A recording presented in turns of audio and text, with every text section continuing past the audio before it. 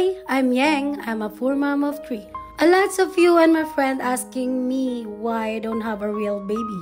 Why pets? Why dog? Why them? By the way, I have a PCOS, a polycystic ovary syndrome. That is hormonal condition that's affect to those women. And it's a chronic condition that can cured. Madaming iba't ibang opinion na akong narinig na better pa daw talaga magkaroon ng real baby. Alam nyo guys, swerte ako sa partner ko because hindi kami pressured na bigyan kami ni Lord ng baby someday. Kung ibibigay, syempre sobrang thankful namin. Kung hindi naman, it's okay. Sinasabi ng iba, dogs lang naman yan eh.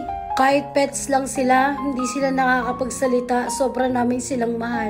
Sa aming magpartner, alam nyo ba na sila yung lakas namin, sila yung dahilan kung bakit gusto naming mabuhay. Isa sila sa mga inspirasyon namin para sumaya kapag pagod na kami.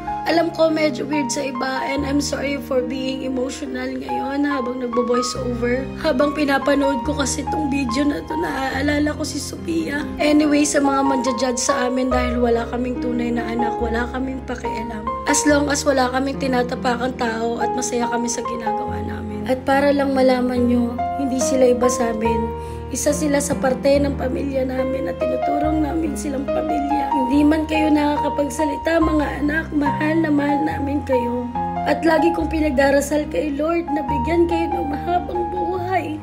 Malakas sa pangangatawan at sana hindi kayo magkakasakit. Thank you kasi dumating kayo sa amin.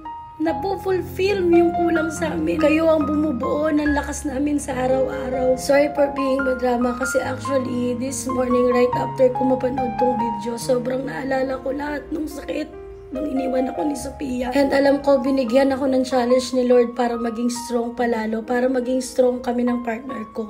Hindi pa rin naman kami sumusuko na someday bigyan kami ng real baby. Araw-araw kong hihingin kay Lord, araw-araw kong ipagdadasal. At kung ano yung ibibigay sa akin blessings, accept ko lang. Ang mahalaga sa akin ngayon, ang kalusugan ng mga anak ko. Yung mga anak kong ma-cute, yung mga anak kong may buntot at tumatahol. And advice ko lang din para sa mga katulad naming mag-partner kung parehas tayo ng case sa buhay. Huwag mo ipipressure yung partner mo.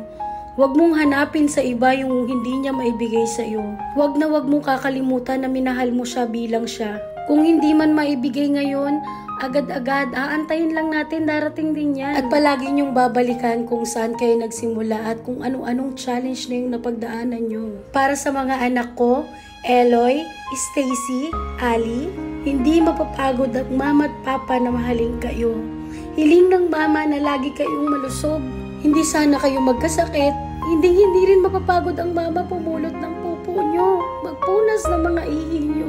Kahit sa pagdating ko ng trabaho, sa araw-araw na ginagawa ko na maglinis ng mga dumi ninyo, mga kalat nyo.